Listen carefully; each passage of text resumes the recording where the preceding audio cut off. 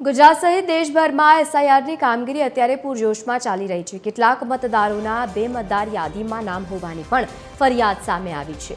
કોંગ્રેસના ધારાસભ્ય ઇમરાન ખેડાવાલાએ રજૂઆત કરી છે। કેન્દ્રીય મુખ્ય ચૂંટણી કમિશનરને પત્ર લખી અને રજૂઆત કરવામાં આવી છે। બે મતદાર યાદીમાં નામ ધરાવતા મતદાર સામે કાર્યવાહીની પણ માંગણી કરવામાં આવી છે। સુપ્રીમ કોર્ટમાં 26 નવેમ્બરે ચૂંટણી પંચને જવાબ રજૂ કરવા માટેની પણ મુદત આપવામાં આવી છે।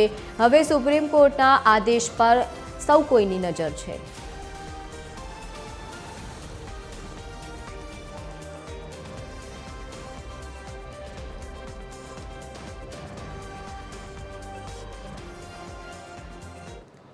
ગુજરાતમાં પણ મતદાર યાદી સુધારણાની કામગીરી પૂરજોશમાં અત્યારે ચાલી રહી છે। રાજ્યભરમાં અત્યાર સુધીમાં 99.6% જેટલા મતદારો જે છે તેમને સુધારણા ફોર્મ મળી ચૂક્યા છે અને તેમજ તમામ બીએલઓ 4 ડિસેમ્બર સુધી મતદારોને મળીને ફોર્મ આપશે।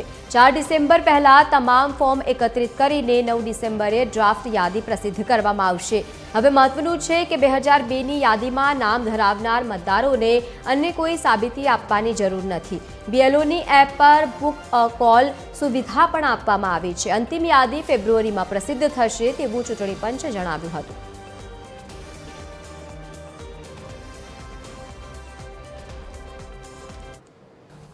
बीएलओ એપના થ્રુ બીએલઓ પાસે તમામ સુવિધા છે જે આપનું નામ યા બીજા અન્ય કોઈ બી નામ એ આખા ઇન્ડિયામાં સર્ચ કરીને એ લિંકેજ કરી આપશે।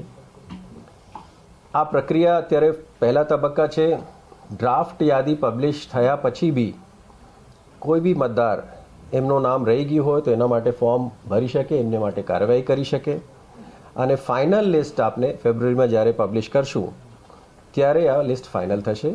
અને આપને ખ્યાલ છે કે મતદાર યાદી એક સતત ચાલતી પ્રક્રિયા છે, એટલે એમાં કોઈ બી સમયે કોઈ બી વ્યક્તિ ફોર્મ ભરીને એમનું નામ દાખલ કરવા માટે, નામ ડિલીટ કરવા માટે યા એડ્રેસ ચેન્જ કરવા માટે પ્રોસેસ કરી શકે છે।